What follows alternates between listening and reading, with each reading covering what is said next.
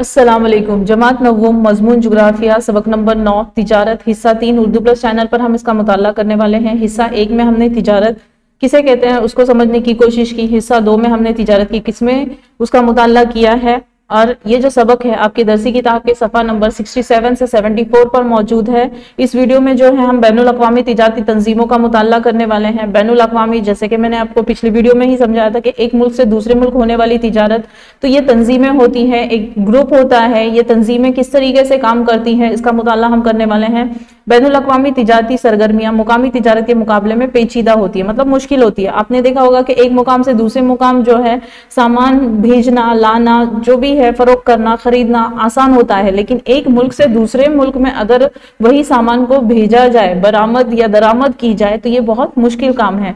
तो बैनुल अक़वामी तिजारत दो या दो से ज्यादा ममालिक के दरमियान होती है। जाहिर सी बात है, पिछली वीडियो में हमने देखा दो रुखी तिजारत, दो रुखी तिजारत और सहरुखी तिजारत। तो दो रुखी मतलब दो ममालिक के दरमियान होने वाली, और सहरुखी दो से ज्यादा ममालिक में होने वाली। तो यहाँ पर वही बता रहे कि बैनुल अक़वामी तिजारत दो या दो से ज्यादा ममालिक के दरमियान होती है। तो इस तिजारत पर मुल्क की मईशत, मतलब जिस मुल्क में आप तिजारत, जिस मुल्क के साथ तिजारत हो रही है, उसकी मईशत, उसकी सरकारी पॉलिसी कि वहाँ की हुकूमत ने किस बुनियाद पर तिजारत के जो रूल्स और रेगुलेशन, जो उसूल बनाए हैं, फिर वहाँ बाजार और कवानीन, जो बाजार है उसके जो कानून है उसको अमल में लाना, फिर अदलिया और करेंसी, वहाँ की अदालत, वहाँ के जो कानून है, वहाँ की जो करेंसी चलती है, जैसे कि भारत में रुपए करेंसी चलती है, अमेरिका में डॉलर चलता है, उसी तरीके से सऊदी अरब में रियाल है, दीनार है, दुबई में। तो इस तरीके से करेंसी हुई। फिर वहां की जबान असर करती है, मतलब ये पेचीदा जो मुश्किलात पेश आती है, तो ये तमाम मुश्किलात हैं जिनको जो है हल करते हुए आगे बढ़ना है। तो जैसे अवामिल असरअंदाज होते हैं, कभी कभी तिजारती सरगर्मियों में रुकावट की वजह से बाहमी ताल्लुकात और हम आहंगी पर मनफी असरात मुरत्तिब होते हैं। तो अब जैसे कि ये मुल्क की मईशत, अगर हमें वहां की मुल्क की मईशत नहीं पता होगी कि वहां की मईशत मुल्क की कितनी जो परसेंटेज पर है, फिर सरकारी पॉलिसी का अगर हमें जो है इल्म नहीं होगा, या बाजार के जो कवानीन है उसका इल्म नहीं होगा, तो ये क्या होगा, हमारी तिजारत पर इसके मनफी असरात पड़ेंगे। हमें जो है वहां की जबान आनी चाहिए। तो इस तरीके से अगर हम उनसे वाबस्त, मतलब आशना नहीं होंगे इन चीजों से, तो हमारी तिजारत पर उसका असर कैसा पड़ेगा, मनफी असर पड़ेगा।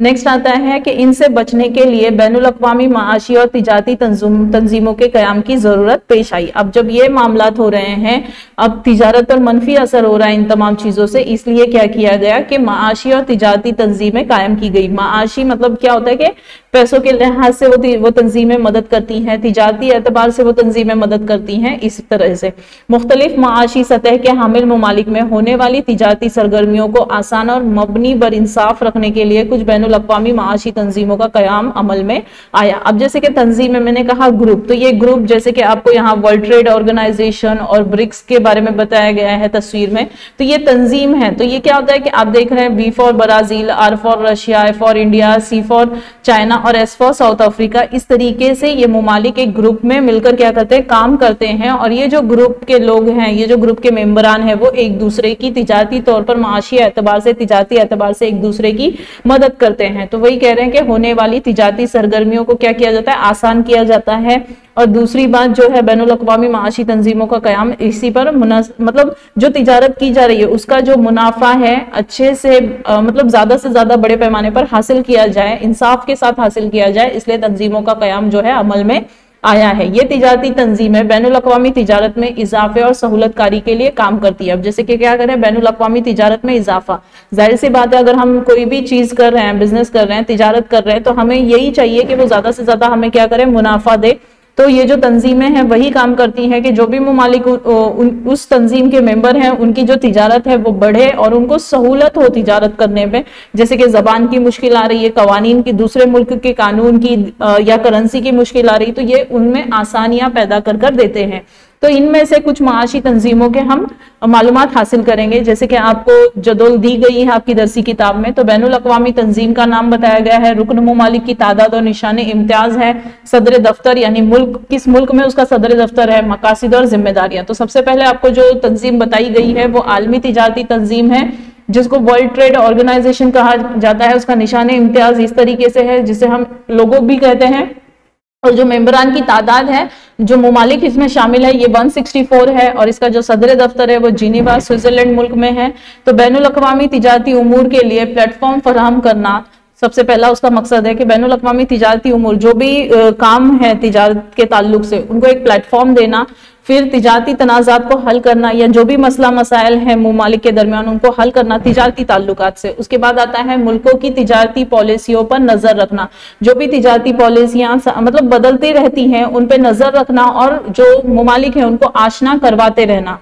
फिर तरक्की पजीर ममालिक यानी जो तरक्की कर रहे हैं उनको तकनीकी ताउन और तरबियत फराहम करना। टेक्नोलॉजीज आप देख रहे हो नई नई आती रही है, आती जा रही है, जैसे कि ऑनलाइन सर्विसेज हैं, ऑनलाइन पेमेंट्स हैं, तो इनके बारे में भी उनको जो है ट्रेनिंग देना या उनको बताना, इस तरीके से वर्ल्ड ट्रेड सेंटर का मकसद है। फिर है यूरोपीय यूनियन EU 28 उसके मेंबर है और ये उसका जो है निशान इम्तियाज है। ब्रुसेल्स यानी बेल्जियम मुल्क में जो है इसका सदर दफ्तर है और इसका मकसद क्या है कि इस तंजीम ने यूरोप के मुख्तलिफ रुकन ममालिक में मुश्तरका बाजार के नज्म को फरोग दिया है। जैसे कि आप देख रहे हैं यूरोपीन ये वर्ड इस्तेमाल हुआ है, तो यूरोप के जितने भी ममालिक हैं उनको क्या किया गया, मुश्तरका एक ऐसा बाजार दिया गया जहां पर वो अपने तिजारत को फरोग दे सके। नेक्स्ट आता है यूरोप में अशिया, खिदमत और सरमायाकारी की आजादाना इस्तेमाल को मकसद बनाया। अब आपको पता है कि तिजारत की जाए तो तिजारत का मतलब ही होता है कि अशिया का लेन देन, ठीक है। तो अशिया का लेन देन, उसके साथ खिदमत का लेन देन और सरमायाकारी करना, जैसे कि पैसा लगाना, इन्वेस्टमेंट करना कि ज्यादा से ज्यादा मुनाफा हासिल करने के लिए पैसा जो खर्च किया जाता है वो सरमायाकारी कहलाएगी। तो इस तंजीम के तमाम अरकान, जितने भी अरकान है 28, उनके लिए लेन देन के लिए तमाम अशिया पर टैक्स माफ किया गया। मतलब इस ग्रुप में जितने भी ममालिक शामिल हैं अगर वो आपस में तिजारत कर रहे हैं, लेन देन कर रहे हैं, तो कोई भी मुल्क उस लेन देन पर टैक्स नहीं लगाएगा और टैक्स माफ किया गया है। फिर रुकन ममालिक के लिए यूरो करेंसी तय की गई, करेंसी के बारे में आपको बताया गया है। तो जितने भी ममालिक अगर इसमें है तो यहाँ पर यूरो करेंसी जो है उसी पर अमल, मतलब उसी को जो है शामिल किया जाता है, उसी पर जो है अपना तिजारत की जाती है। नेक्स्ट आपको है फिर से है बैनुल अक़वामी तंजीम का नाम, रुकन ममालिक की तादाद और निशान इम्तियाज, फिर सदर दफ्तर, मुल्क, मकासिद और जिम्मेदारियां। तो यहाँ पर आपको दिया गया है OPEC, organization of petroleum exporting countries. अब नाम से ही पता चल जा रहा है कि पेट्रोलियम यानी मादनी तेल है और इसका जो निशान इम्तियाज है वो इस तरीके से है। वियना ऑस्ट्रिया में इसका जो है सदर दफ्तर है। मादनी तेल, मैंने कहा कि मादनी तेल की बैनुल अक़वामी तिजारत पर कंट्रोल करना, मतलब बड़े पैमाने पर जिसको जितनी जरूरत है उतना ही मादनी तेल उस मुल्क को क्या करना,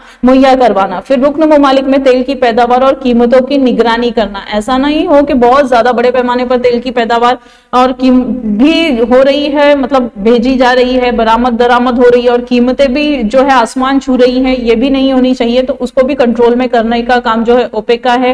तेल की दरामदात में मुताबिकत रखना, दरामदात में जो है मुताबिकत रखना यानी जो मतलब जिस मुल्क में भेजा जा रहा है, दरामद जिस मुल्क में की जा रही है तो उसको जो है एक मुताबिक में रखना, ज्यादा कम ना होने देना, ज्यादा बहुत ज्यादा भी ना होने देना। नेक्स्ट तंजीम है आपकी SAARC, South Asian association for original cooperation. इसके इसमें जो ममालिक है रुकन ममालिक ये 8 है। काठमांडू यानी नेपाल मुल्क में जो है इसका सदर दफ्तर है। तो ये जो जुनूबी एशियाई, नेपाल जो है बर-ए-आज़म एशिया का मुल्क है, तो जुनूबी एशियाई बर-ए-आज़म एशिया के जो जुनूबी ममालिक हैं तो जुनूबी एशियाई ममालिक के यकसा मसाइल जानकर इनका इत्मीनान बख्श हल निकालना। तो मतलब जो बर-ए-आज़म एशिया के जुनूब में जितने भी ममालिक हैं उनके जितने भी मसले मसाइल हैं उनको जो है एक इस प्लेटफॉर्म पर लाना और उसको हल करने की कोशिश करना। रुकन ममालिक में समाजी बहबूद, मियारी जिंदगी में बेहतरी और इलाकाई ताउन को फरोग देना। आप क्या करेंगे, जो समाजी बहबूद यानी समाज का फलाह व बहबूद करना, जो भी है तिब्बी सहूलियात उनको फराहम करना, तालीमी सहूलियात फराहम करना, वहाँ के लोगों के जो मियारी जिंदगी उसको बेहतर बनाना और इलाकाई ताउन यानी जो आसपास के इलाके के लोग हैं उनके मदद लेते हुए चीजों को आगे बढ़ाना। जुनूबी एशिया में बदअमनी व बेचैनी को दूर करना, तो जो भी बदअमनी है या बेचैनी है मतलब जुराइम वगैरह है उनको खत्म करने की कोशिश करना सार्क तंजीम का काम है। बैनुल अक़वामी तंजीम का नाम, फिर रुकन ममालिक की तादाद और निशान इम्तियाज, सदर दफ्तर, मुल्क, मकासिद और जिम्मेदारियां। तो यहाँ पर आपको जो पहला दिया गया है वह आसियान है, association of south east Asian nation. अब देखो हमने जुनूबी एशिया की बात की, अब साउथ कह रहे हैं। जकार्ता में इसका जो है सदर दफ्तर है, जो इंडोनेशिया मुल्क का रियासत है। इंडोनेशिया मुल्क में है वो। जुनूब मशरिकी एशियाई ममालिक में माशी तरक्की के साथ समाजी और सकाफती हम आहंगी को फरोग देना। अब जुनूब मशरिकी बात हो रही है, तो जुनूब मशरकी एशियाई जितने बराज़म एशिया के जुनूब मशरकी ममालिक जो है उनमें माशी तरक्की यानी उनकी तरक्की करना पैसों के लिहाज से, फिर वहाँ के समाज और सकाफत को एक दूसरे से जोड़ना, अमहांग करना, इलाकाई अमन व सलामती की हौसला अफजाई करना, मतलब वहाँ पर जो भी अमन व सलामती कायम है उनको हौसला अफजाई करते हुए अमन व सलामती को बरकरार रखना। फिर रुकन ममालिक को मजीद तिजारत के लिए टैक्स में मराहत देना, जो भी वहाँ 10 ममालिक जो उसमें रुकन बने हुए हैं उनको टैक्स के लिए जो है छूट देते हुए तिजारत के लिए जो प्लेटफॉर्म है वो बनाकर देना। फिर आपेक यानी Asia Pacific economic cooperation, Singapore में इसका सदर दफ्तर है, एशिया बैरुल काहिल के इलाके में आजादाना तिजारत और माशी ताउन को फरोग देना। तो आप देख रहे हैं कि जो भी जिस तंजीम का रुकन है, मेंबर है, उनको जो है बहुत ज्यादा सहूलतें दी जाती है। फॉर एग्जाम्पल आपने लाइब्रेरी देखी होगी, लाइब्रेरी के अगर आप मेंबर हो तो आपको किताबें जो है बाकायदा बाआसानी जो है फराहम हो सकती है। उसी तरीके से जिस तंजीम के मुमालिक जिस तंजीम का जो मुमालिक उसका रुकन है उसको जो है ये सहूलतें फराहम की जाती हैं। तो रुकन ममालिक में इलाकाई और तकनीकी ताउन को फरोग देना। इलाकाई और तकनीकी, इससे पहले भी मैंने आपको ये पॉइंट एक्सप्लेन किया था कि जो भी इलाके में नई चीजें आ रही हैं या टेक्नोलॉजी में जो चीजें नई आ रही हैं उनको बढ़ावा देते हुए लोगों को उसके बारे में समझाना और बताना। नेक्स्ट है ब्रिक्स। तो यहाँ पर 5 ममालिक जो है उसके रुकन है। इससे पहले भी मैंने आपको पिछली स्लाइड पर बताया कि Brazil, Russia, India, China and south Africa. तो इस शंघाई में जो है इसका सदर दफ्तर है चीन। ग्रुप में शामिल ममालिक की मईशत में इजाफे के लिए फंड फराहम करना। मैंने कहा जैसे कि आपको कि ये जो ग्रुप में जो तंजीम में ममालिक शामिल है वो एक दूसरे को फंड जमा करते हैं ताकि वो तरक्की कर सके। बाहमी माशी ताउन को फरोग देना, आपस में जो लेन देन है उसको बढ़ाने की कोशिश करना। माशी तहफ़्फ़ुज़ को मुस्तहकम करना कि किसी चीज का डर या खौफ ना रहे माशी एतबार से। अगली स्लाइड पर आप देखोगे कि आपको फरोख्तकारी यानी जो मार्केटिंग है, जैसे कि अंग्रेजी में उसको मार्केटिंग कहते हैं, वो किस तरीके से, तो बताइए तो भला। आपको कुछ सवाल पूछा गया है कि अहमद बाबा अपने खेत में बड़ी मुशक्कत करके उम्दा सब्जियां और दीगर फसलें उगाते हैं, लेकिन बाजार में उन्हें अपने माल की मुनासिब कीमत हासिल नहीं हो पाती। कॉलेज में जेर तालीम अहमद बाबा के बेटे ने ये सूरत हाल देखी। अभी आपको एक कंडीशन, एक सिचुएशन दी गई है और समझा रहे हैं कि क्या हुआ है कि अहमद बाबा जो एक किसान है वो अपने किसान बहुत मेहनत करते हैं। सबसे अगर मेहनती शोबा अगर कहा जाए तो वो खेती बाड़ी है। तो किसान बहुत मेहनत करते हैं और उसी तरीके से अहमद बाबा भी अपने खेत में क्या कर रहे हैं, खेती बाड़ी कर रहे हैं, फसलें उगा रहे हैं, लेकिन उन्हें जो फसल की कीमत हासिल होनी चाहिए वो उन्हें हासिल नहीं हो रही है। कॉलेज में जो उनका बेटा पढ़ता है, जेर तालीम है, अभी पढ़ ही रहा है, तो उसने ये जब सूरत हाल देखी तो इसने सबसे पहले पैदावार को साफ करके इसे दीदा ज़ेब आराइशी कागज में बांधा। तो उसने क्या किया, जो भी फल है या जो भी सब्जियां हैं उसको देखा, उसको साफ की और उसको एक पेपर में जो है दीदा ज़ेब यानी जिससे कशिश हो, लोग उस पैकिंग को देखे, तो पैक किया उस चीज को। ये शहर के सुपरमार्केट से राब्ता किया। सब कुछ करने के बाद जो सुपरमार्केट होते हैं, जो मॉल है, ऐसे शॉप में जाकर, ऐसे मार्केट में जाकर जो है उसने कॉन्टेक्ट बनाए, राब्ता किया, लोगों से बातचीत की और अपनी जो ज़रई पैदावार की मियार है, मियार का मतलब क्वालिटी है, वो उस सुपरमार्केट के सामने रखी और उसने पैदावार की तशहीर की। तशहीर करना मतलब एडवर्टाइजमेंट करना। जैसे कि मैंने कहा फरोख्तकारी यानी मार्केटिंग हुआ, और मार्केटिंग का दूसरा स्टेप होता है एडवर्टाइजमेंट, इश्तिहार, तशहीर करना। तभी लोगों को जो है वो चीजें समझ में आती हैं या पता चलता है कि ये चीज यहाँ पर मौजूद है। ठीक है, तो आज अहमद बाबा के खेत की ये पैदावार पहले से ज्यादा कीमत में फरोख्त होती है। अहमद बाबा के खेत के पैदावार को किस वजह से ज्यादा कीमत मिली, मतलब आपको एक हालत बताई गई, एक कंडीशन बताई गई, अब उस पर सवालात पूछे जा रहे हैं कि आज जो है अहमद बाबा की जो सब्जी है, तरकारी है, जो भी फसल है, वो बड़े पैमाने पर फरोख्त हो रही। तो पूछ रहे हैं क्यों हो रहा है, तो अहमद बाबा के खेत के पैदावार को बेहतरीन तरीके से पैक किया गया। देखो चीज वही है लेकिन उसको क्या किया गया, पैक किया गया।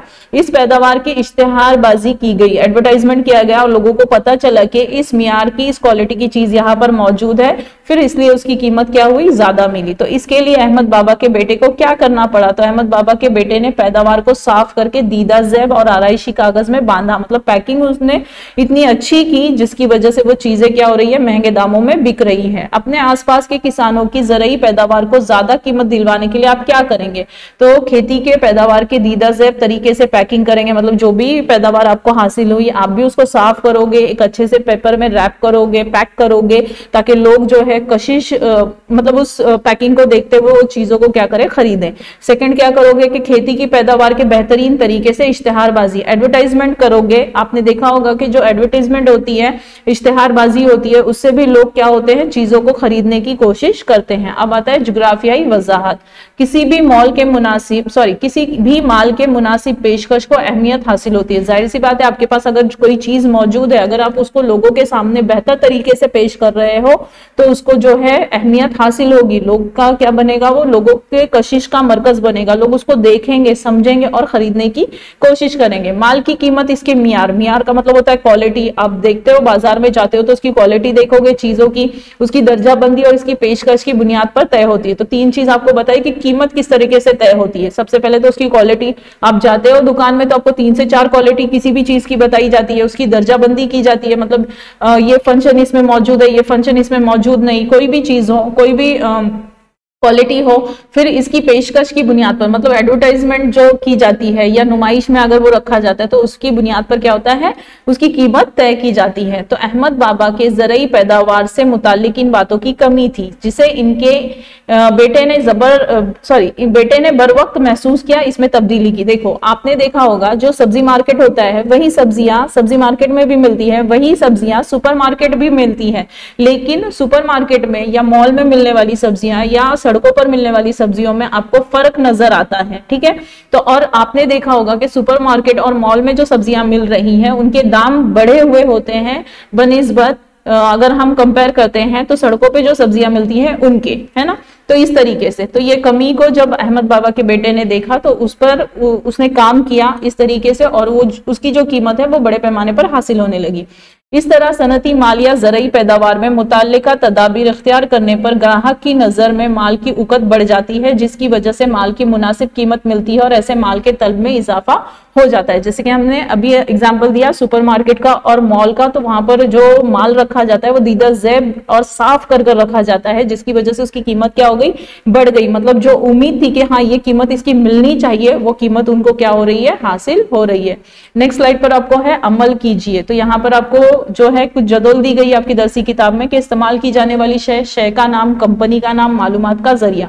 तो नंबर शुमार सबसे पहले एक दांत मांजने का पाउडर या पेस्ट, तो Himalaya toothpaste, Himalaya drug and company. TV और अखबार में उसका इश्तिहार हमने देखा, उसके जरिए हमें पता चला कि इस किस्म का टूथपेस्ट भी है हिमालय का। फिर चाय या कॉफी पाउडर, तो ताजमहल, हिंदुस्तान यूनिवर्सल। टीवी अखबार से ये पता चला है हमें। नहाने का साबुन है, लक्स है, हिंदुस्तान यूनिवर्सल।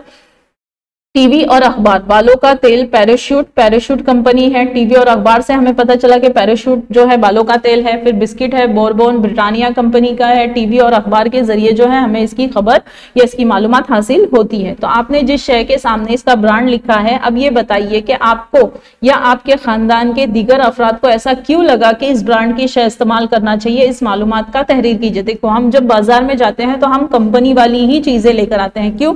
क्योंकि हमें भरोसा आता है ये चीज अच्छी है, क्वालिटी देखते हैं, उसका मियार देखते हैं और इससे हमें फायदा हासिल होगा, इसलिए। तो आपको कुछ सवालात पूछे गए हैं कि जवाबों के मुताले के बाद आप समझ गए होंगे कि हम जो अशिया इस्तेमाल करते हैं इनका मियार अहम होता है। आप क्वालिटी देखते हो तभी चीजों को क्या करते हो, खरीदते हो। आपको पता है कि अगर क्वालिटी वाली चीजें होंगी तो वो फायदा पहुंचाएगी। इसके अलावा इसकी तशहीर भी हम पर असरअंदाज होती है, जैसे कि एडवर्टाइजमेंट। आपने देखा होगा कि जब एडवर्टाइजमेंट आप देखते हो तो उसको भी एक बात से कशिश बनाया जाता है ताकि लोग उसको देखें, समझें और खरीदें। हर शख्स का हर शय यानी पैदावार का इल्म नहीं होता, लेकिन किसी दूसरे को ये शय इस्तेमाल करते हुए देखकर या इसका इश्तिहार देखकर इसके बारे में तफ्तीश करके या बाजार में इसे देखने के बाद ये बात जहन में आती है कि ये पैदावार हमारे फायदेमंद हो सकती है, इसलिए इसे खरीदा जाता है। अब आपने देखा होगा कि क्या होता है कि बहुत सारी नई चीजें मार्केट में आती हैं, बाजार में आती हैं, जिसका इल्म भी नहीं होता हमें कि उसको इस्तेमाल किस तरीके से करना है, ठीक है। तो हम क्या करते हैं कि किसी और को उसका इस्तेमाल करते हुए देखते हैं या एडवर्टाइजमेंट के जरिए हमें ये बताया जाता है कि उसको, इश्तिहार के जरिए ये बताया जाता है कि उसका इस्तेमाल उस चीज का किस तरीके से किया जाए, तो ये हमारे लिए फायदेमंद होती है। ये सब फरोख्तकारी यानी मार्केटिंग की वजह से मुमकिन हो पाता है। मुनासिब फरोख्तकारी की वजह से तिजारत में इजाफा होता है। अगर आपको एडवर्टाइजमेंट के जरिए, इश्तिहार के जरिए चीजों का पता चलेगा तो लोग उस चीज को क्या करेंगे, ज्यादा से ज्यादा खरीदने की कोशिश करेंगे और तिजारत को फरोग हासिल होगा। अगली साइड पर आप देखोगे फरोख्तकारी की अहमियत, यानी मार्केटिंग की क्या अहमियत है। तो जदीद सनती ढांचा, आलमकारी, अशिया की कॉफी, मुतबादिल और फरामी जैसे अवामिल आज की दुनिया की तिजारती तश्कील करते हैं। अब देखो कि जदीद सनती ढांचा मतलब जो सनतें हैं, कारखाने हैं, आलमकारी यानी एक सरहद से दूसरी सरहद को चीज को भेजना, माल को भेजना, अशिया की कॉफी, मुतबादिल और बाहम फरामी जैसे, यानी अशिया है, अगर आपको वो चीज जो चीज चाहिए वो चीज वक्त पर नहीं मिल रही तो आप क्या करते हो, ऑप्शन तलाश करते हो, मुतबादिल तलाश करते हो कि वो चीज का इस्तेमाल करके आपका जो काम है वो मुकम्मल हो जाए। तो दुनिया की जो तिजारती तश्कील करते हैं। फिर इस पस मंजर में तिजारत के लिए फरोख्तकारी का निजाम निहायत अहमियत इख्तियार किया गया। मतलब मार्केटिंग जो आपको बताई जा रही है, फरोख्तकारी, अगर आप अपनी चीजें बेचोगे, फरोख्त करोगे तभी जो है तिजारत को फरोग हासिल होगा। फरोख्तकारी के जरिए मुनज़्ज़म तरीके से तिजारत को फरोग दिया जा सकता है। मतलब जो तरीका है, जो इंतजाम के जरिए तिजारत की जा रही है, इंतजामात के जरिए, तो फरोख्तकारी को जो है फरोग हासिल हो सकता है। पैदावार को एक ही वक्त में बड़े पैमाने पर तकसीम किया जा सकता है। अगर आप पैदावार आपकी बड़े पैमाने पर है तो उसको जो तकसीम करने का तरीका है, आप एक ही वक्त में क्या कर सकते हो, बहुत सारी जगह पर उसको तकसीम कर सकते हो, भेज सकते हो, बरामद या दरामद कर सकते हो और इसे ज्यादा से ज्यादा ग्राहकों तक पहुंचाया जा सकता है एक ही वक्त में। देखो मार्केटिंग हो रही है, लोगों को बताया जा रहा है कि ये सामान हमारे पास मौजूद है। दूसरी बात, इश्तिहारबाजी हो रही है, तब भी लोगों को पता चल जाएगा कि ये सामान यहाँ पर मौजूद है। तो जिसको तलब होगी, जिसकी डिमांड होगी, तो वो जो है राब्ता कायम करेंगे या वो वहां पर पहुंचेंगे और चीजों को खरीदेंगे। तो पैदावार की कीमत फरोख्त में इजाफा हो जाता है। अब जाहिर सी बात है, अगर प्रोसीजर बढ़ेगा, स्टेप बाय स्टेप आगे बढ़ेगी, मरहले दर मरहले होगा तो कीमत में क्या होगा, इजाफा होगा। इसी तरह नाकिस माल बाजार से वापस बुलवाया जाता है। नाकिस मतलब आपने सुना होगा, डैमेज जो चीजें होती हैं उनको दोबारा क्या किया जाता है, दुकानों से मंगवाया जाता है। कंपनी की तरफ से भी कुछ ऐसे माल रहते हैं जो डैमेज होते हैं, आम जबान में उसको डैमेज कहा जाता है, तो नाकिस कहा गया है यहाँ पर। तो उसको आप क्या कर सकते हो, मतलब वो क्या करते हैं, दोबारा मंगवा सकते हैं। आज के दौर में फरोख्तकारी तिजारती निजाम की अहम बुनियाद है। मतलब अगर फरोख्तकारी होती है, मार्केटिंग होती है, इश्तिहारबाजी होती है, तो ये तिजारत क्या होगी, फरोग हासिल होगा। इश्तिहारात के मकासद, अब एडवर्टाइजमेंट के मकासद क्या है, ग्राहक को किसी शय की जरूरत का एहसास दिलाने वाले इश्तिहारात बड़े पैमाने पर शाये किए जाते हैं। मतलब कि ग्राहक है जो सारिफ है, उसको किस चीज की जरूरत है, पहले तो उसको उस चीज का एहसास दिलाया जाता है। जैसे अब सर्दी के दिन हैं तो आप देखोगे कि गर्म कपड़ों की जो इश्तिहारबाजी है वो आपको नजर आएगी, गर्म चीजों की जो है इश्तिहारबाजी होगी। उसी तरह से गर्मी के दिन है तो आपने देखा होगा सॉफ्ट ड्रिंक्स आती हैं, जैसे कि बहुत सारी एडवर्टाइजमेंट आपको आने लगेगी या आपको दिखाई देगी। तो इस तरीके से एहसास दिलाया जाता है कि जैसे फैन का एडवर्टाइज हुआ, कूलर का एडवर्टाइज हुआ, तो इसके जरिए ये एहसास दिला गर्मी आ चुकी है, अब ये चीजों को आपको खरीदना चाहिए। तो इसके मकासद के ज्यादा से ज्यादा ग्राहकों तक पहुंचना। फिर इसका सबसे बड़ा मकसद है कि एडवर्टाइजमेंट के ही जरिए लोगों को पता चले कि ये चीज जो है बाजार में अवेलेबल है, मौजूद है। पैदावार की जानिब मुतवज्जा करना और खरीदारी के लिए रागिब करना शामिल है। तो पैदावार की जानिब मुतवज्जा करना, जो चीज बनी है उसको कशिश का बास बनाते हुए लोगों को ये मतलब एहसास दिलाना कि ये आपको खरीदना ही चाहिए। तो इसे हमेशा जहन में रखिए। आपकी दरसी किताब में दिया गया है कि मसनूआत मतलब चीज को क्या किया जाता है, पहले तो पैदावार होगी, फिर उसकी दर्जाबंदी होगी, क्लासिफिकेशन किया जाएगा, उसकी ब्रांडिंग होगी, उस पर लेबल चिपकाया जाएगा और फिर क्या होगा, पैकेजिंग होगी। तो उसकी वजह से कीमत क्या होगी, बढ़ती जाएगी। जैसे जैसे प्रोसीजर बढ़ेगा वैसे वैसे कीमत क्या होगी, बढ़ेगी। तो कीमत बताया फरोख्तही, फिर तकसीम है, कीमत डिसाइड होगा, फिर फरोग दिया जाएगा, उसको प्रमोशन दिया जाएगा, फिर उसकी क्या की जाएगी, तकसीम। मतलब जिन इलाकों में जिस चीज की जरूरत जितनी है उसको उतना भेजा जाएगा। उसके बाद आता है चावल। चावल में मतलब एग्जांपल दिया गया कि चावल समझो बासमती है या साबित टुकड़ा है, दरबार वगैरह है, फिर कंपनी का नाम, निशाने इम्तियाज, मतलब ये ब्रांडिंग हुई, फिर मसनूआत के मियार से मुतालिक तफसील बताई जाएगी, फिर कीमत और इश्तिहार, उसकी कीमत डिसाइड होगा, इश्तिहार किस तरीके से किया जाए, तकसीम होगी और फिर दीदा ज़ेब पैकेजिंग होगी। तो ये अमल से पूरी चीजें जो है क्या होती हैं, गुजरती है, तभी मार्केट में या बाजार में आती है। तो इस वीडियो में हमने देखा कि बैनुल अक़वामी तिजारती तंजीमों का मुताला किया, फरोख्तकारी यानी मार्केटिंग को समझने की कोशिश की, उसकी अहमियत का मुताला किया, इश्तिहारात को समझा और इश्तिहारात क्यों जरूरी है उसके मकासद को हमने समझा। अगर आपको ये वीडियो पसंद आती है तो लाइक कीजिए, सब्सक्राइब कीजिए और शेयर कीजिए। इंशाअल्लाह अगले सबक का मुताला हम अगली वीडियो में करेंगे। जज़ाकल्लाह।